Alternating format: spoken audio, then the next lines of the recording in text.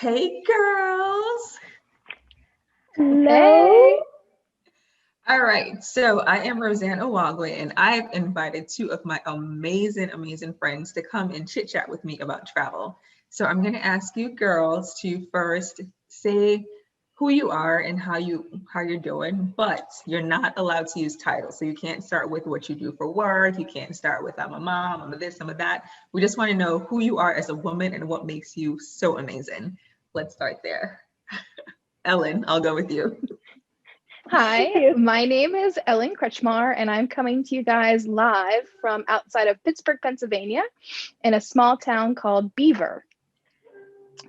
And I guess without using labels of who I am, I would say that I am someone who gets the freedom to do what I want when I want. I don't have the responsibilities many of my peers have.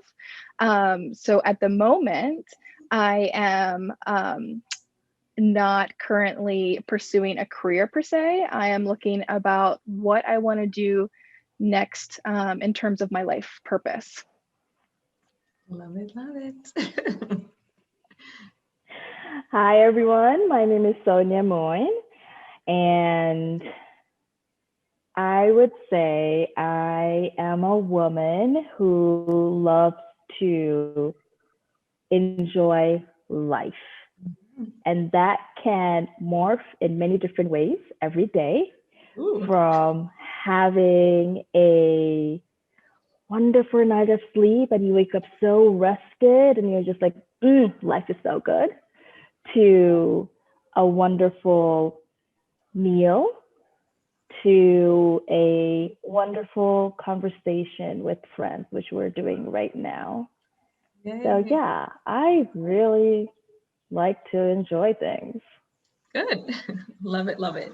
So today we're going to be talking about travel, but I just want to do something really quickly because I think as women, we don't get the opportunity to share how dope we are, how amazing we are. And when we do, we kind of shrink a little bit or feel like we're boasting and bragging. So I want to give you permission and full on opportunity to share why you're dope, share why you're amazing. You two are great friends, you're great listeners, you've been such a support in my personal life, but share one thing that makes you amazing.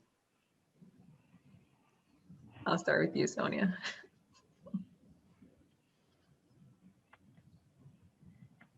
When I travel, I am able to pick up languages very quickly. That's pretty dope. That is very dope. And I think, and I'm not saying like anywhere near the basic, right? But you pick up like the street language, right?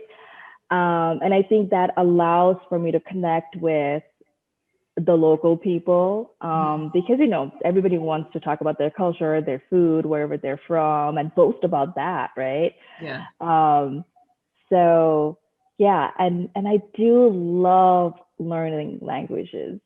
So I think it's such a different way of connecting, but also seeing the similarities of, what you might call a fruit, right? And how it got changed to when it came to maybe if it's a fruit from Asia to when it went to Barbados, right?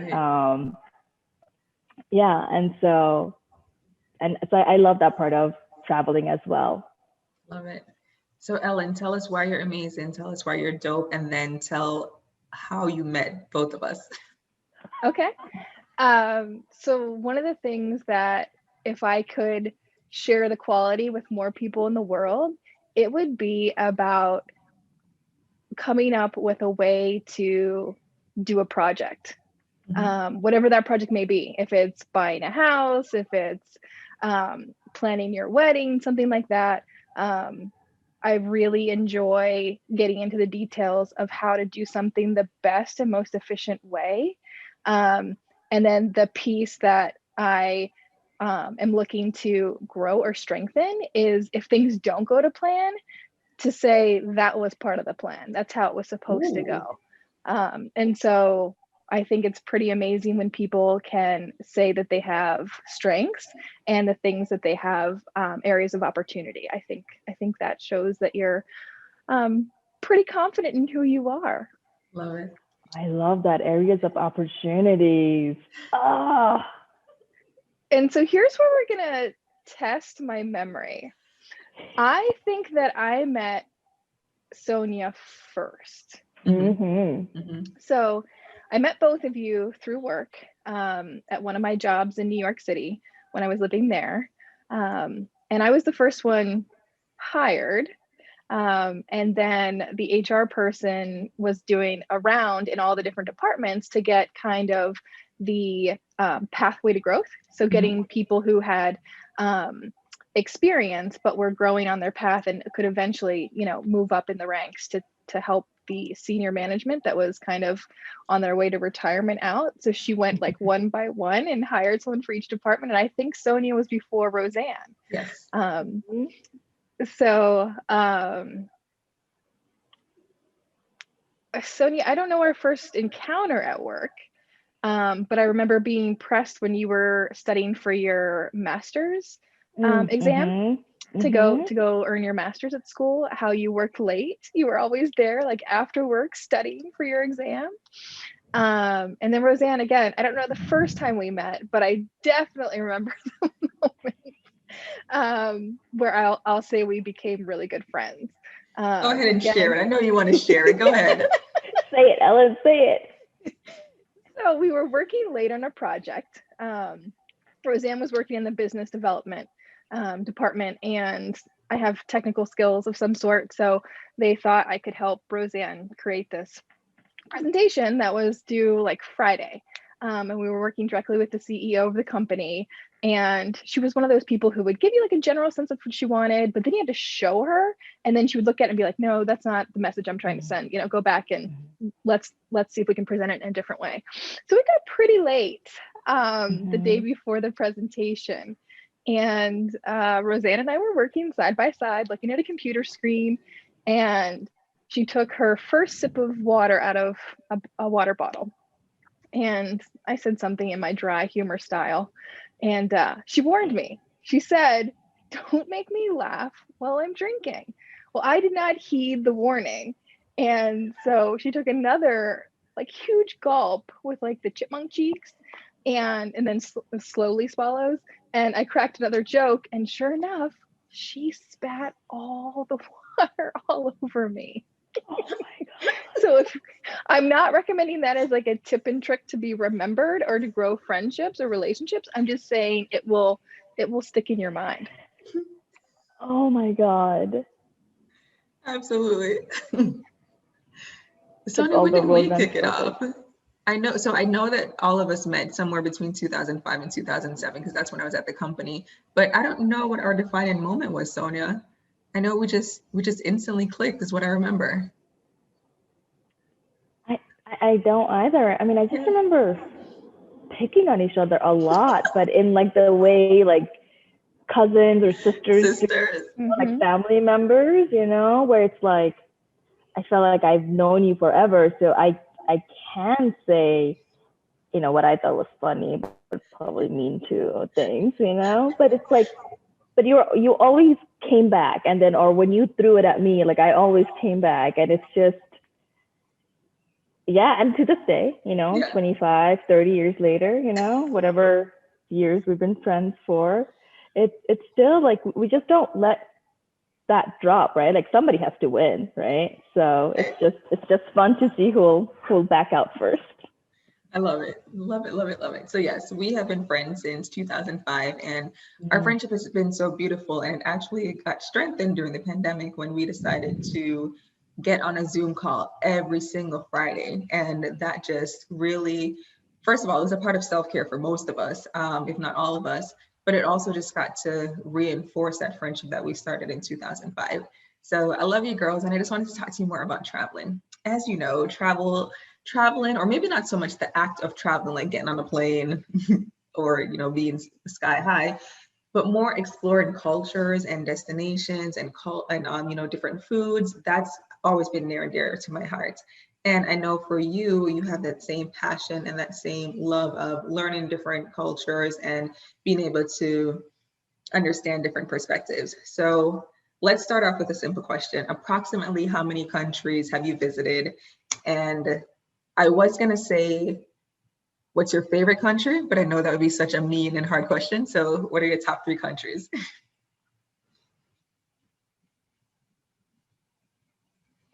I can go first. I think I've been to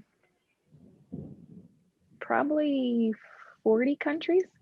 That's exactly my number, around 40, like 38, 42, something like that. 40 is my number. Yeah. And if I was prepared for the favorite.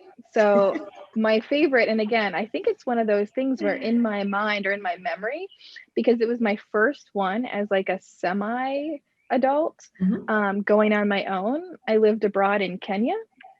And so that has just stuck with me. It was very impactful to my life and my growth as a young adult. So that's always gonna be my first. I have a love-hate relationship with London. So I lived there for a bit. But every once in a while I get this urge, and just so you girls know, it's on my list. I'm looking to, go back to London and visit there again. So it's got to be in the top 3 if I'm willing to go back to somewhere. Yeah, I've already been when there's so many Yes. other countries in the world I haven't been to.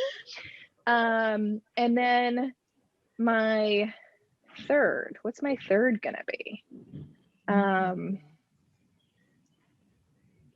I guess I'll go with the other place I lived abroad. So not really traveling, more abroad / traveling would be Hungary. I lived in Budapest, Hungary. So that'll be my top 3. Love it. I think I'm in the mid-30s range right now. And I think my top 3, oh man. I know it's tough. I'm just listening to the birds chirp in Costa Rica behind her, right? Take your time. Right. Sorry.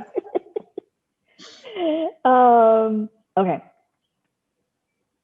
Uzbekistan would have to be 1 because so I am Muslim, but growing up in the United States and going through the US education system, I never really learned a lot about the Islamic art or architecture and how it how it differs from the European art, right? And just how beautiful it is. I just never knew that.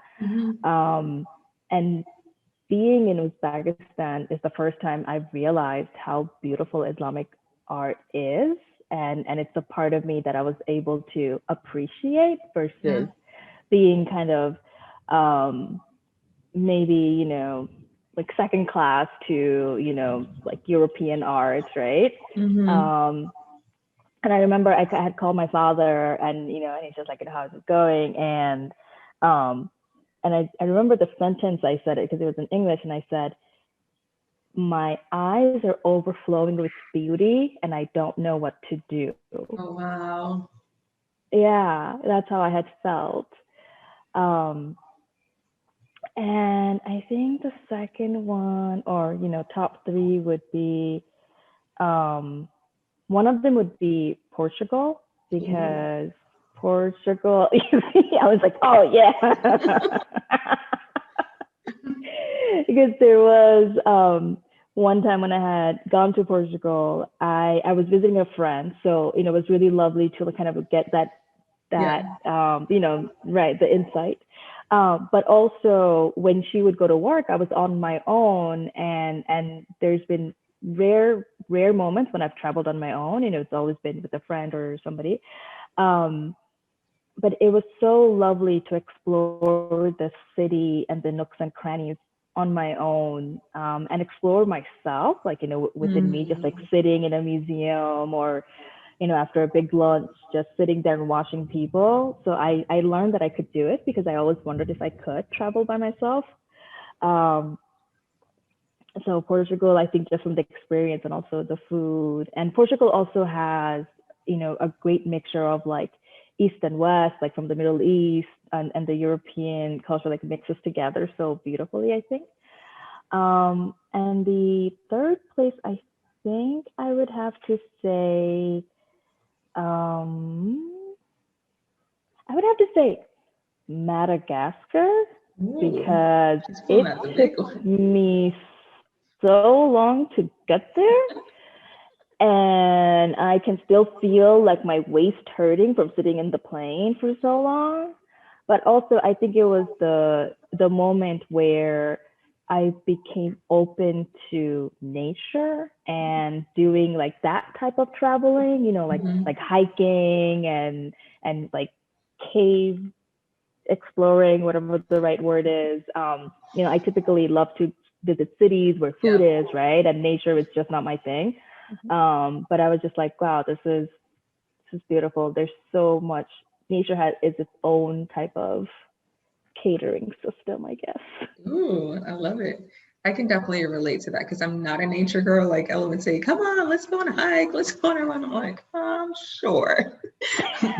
I'm open to it, but it's definitely not my thing. But even when you talked about traveling by yourself, I've always, had people to travel with. Like when both of you came to China, I was blessed to have you there and we were able to travel. And like Sonia, I know from China, you and I went to Indonesia, and only God knows where else we went. But my solo travel was in Japan. And I think it really, so for me, Tokyo just felt like a New York City I couldn't understand, right? Like it felt so much like the city, but I just couldn't understand anything that people were saying or the signs. But it really helped to build my confidence of, I can navigate a system, I can figure out a subway system, even a different language, I can make friends, I don't need to be with other people to validate myself. So I really love that. Let's talk through really quickly where we've been together. And then I want to hear more about your lessons learned and what you think traveling has taught you. So Sonia, I know you and I visited you in Turkey while you were living there. And then we went to Mykonos, Santorini, and Athens in Greece. You and I went to Indonesia. We went to Bali. We went to Hong Kong. Did we go to Macau together? We did? Okay. Did we go anywhere else? I mean, don't you think that's a lot already? Yeah, I just want to make sure I wasn't missing anything. Okay, I definitely have some of those pictures. I don't want people listening and rolling their eyes, Okay, fine. Yes, we went to so many countries together. Ellen, where do we go together? I know we definitely went to Grenada, probably 4 years ago. We went to Bahamas together, not Bahamas, Barbados together for Sonia's wedding. You came to visit me in China. Did we go anywhere else internationally? I know we went to like Martha's Vineyard. I think those were the only 3 international I came up with. Okay, I thought so, because I was thinking of like, where else did we go? All right, so let's get into lessons learned perspective. So for me, I've realized that travel has really shaped the person that I've become, and it has opened my perspective and just broadened my horizon, right? So when I lived in China, I noticed that some of the people who, when you saw them, everything you saw was what they owned. The clothes on their back, the potatoes that they had, that's what they owned. But it never stopped them from being happy.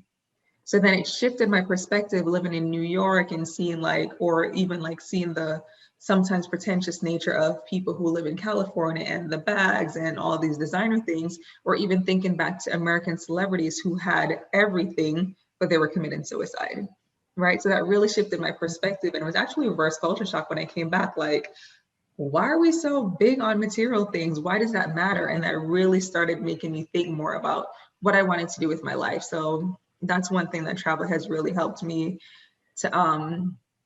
to change in terms of my mindset.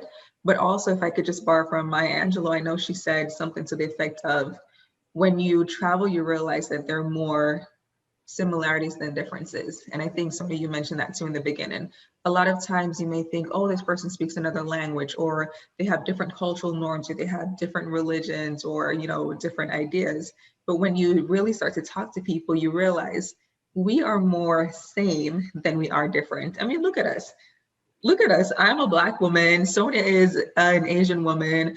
Ellen is a Caucasian woman, and we have the most amazing friendship ever. Like, it has nothing to do with the color of her skin or the texture of her hair. We just realized that there's so much beauty in who we are as people, and we've connected on that. Like, forget the differences. Like, there's so much more similarities, right? Yeah. So that's definitely something that I learned traveling. Like, okay, yeah, you speak another language. I have no idea what you're saying, but that smile, I understand what that smile means, right? Except when I went to Russia, no one was smiling at me. I'm like, why are I you was so just thinking serious? about Russia too. Why are you so serious? Another thing China has taught me, though, is that everything is negotiable. And I don't even know if that was just China, but I remember when I was in Thailand, my friend wanted to spend way too much time at the Grand Palace, and we missed our flight. And we got to the airport and we're like, hey, we still have X amount of time. Can we just like check it? They're like, no, you're gonna miss it. You just have to buy another flight. Long story short, we get to the travel agency and I'm like, okay, well, how much does it cost to get back to Beijing? And the person says, how much do you want to pay? Who negotiates a flight ticket? That's when I started to realize, you know what? Prices and structures, it's all negotiable. Like, you can put anything in stone that you want or pretend that it's in stone, but I'm going to negotiate and I'm going to bargain and we're going to have a different answer by the end of it. So I just wanted to share a little bit of mine to give you some perspective. Tell me, what are some things that you've learned or picked up from different countries? Share your perspectives.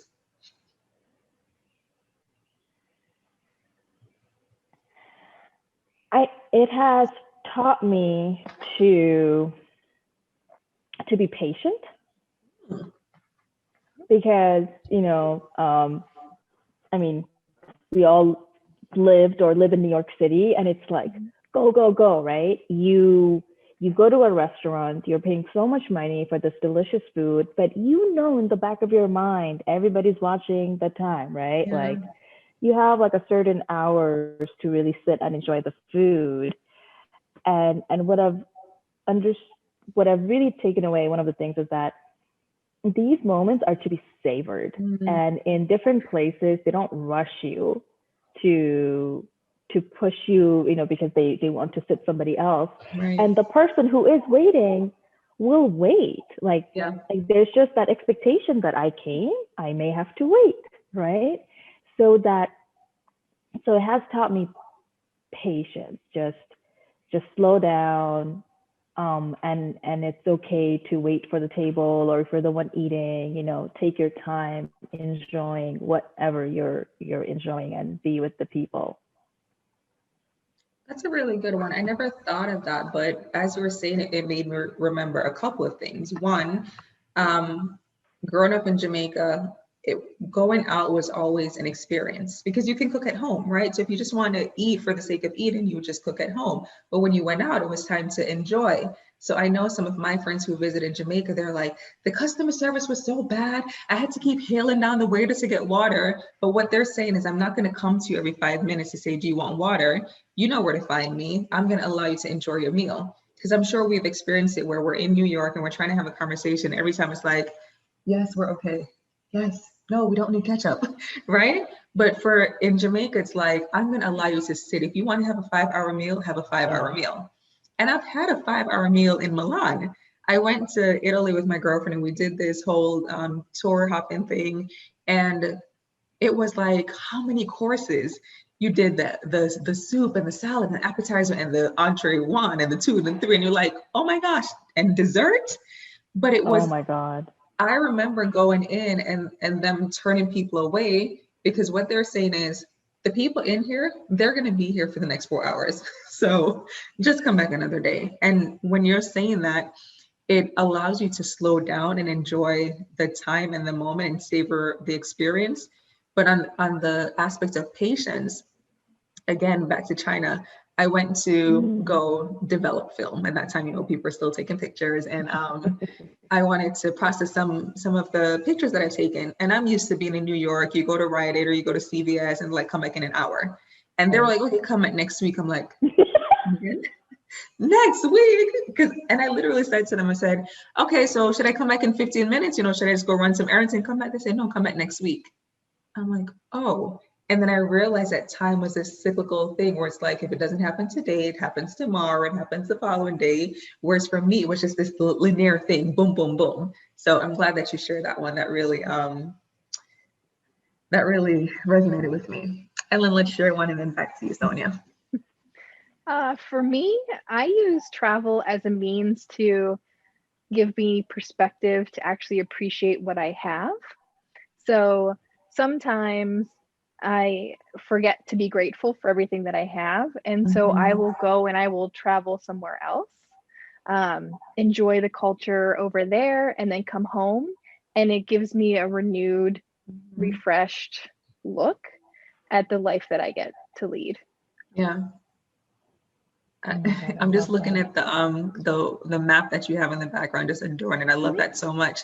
But as you're saying that, I've thought so many times when my children either ask me for something after getting something, I've had to think, is it because they love it so much why they are saying, can I have more, or can I have another one? Or are they being ungrateful? And in my head, I'm like, I'm going to take you to some place where you're going to learn to appreciate what you have. So when you said that, I'm like, well, that does sound like a pretty good technique.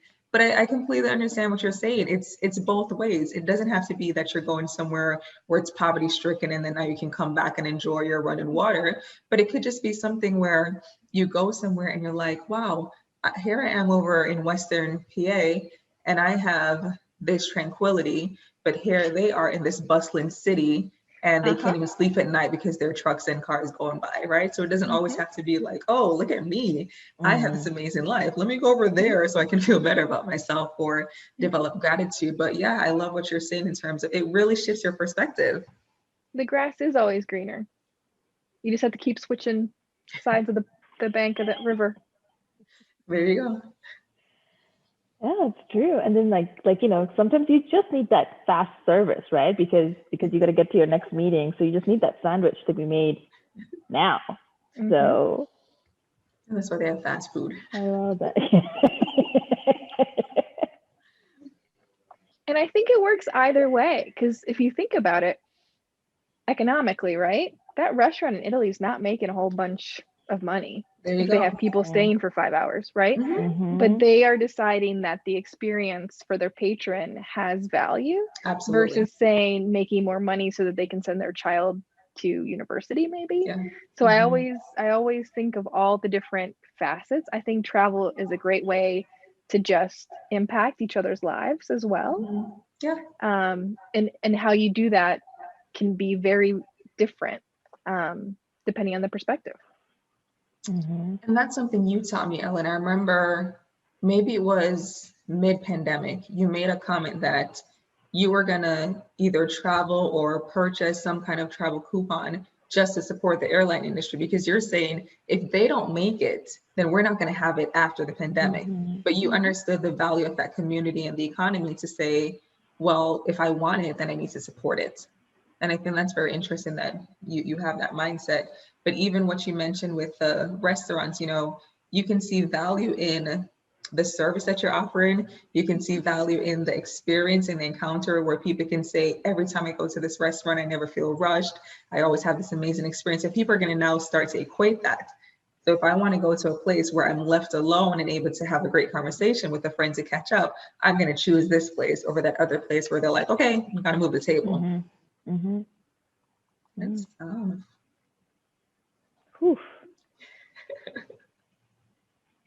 what you got, Sonia? Oh man.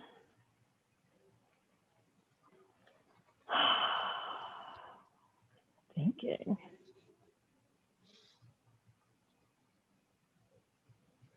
I mean, Ellen, if you have another one, feel free to jump in.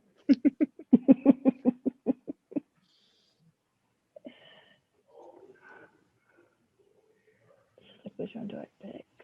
Ooh, options. Yeah.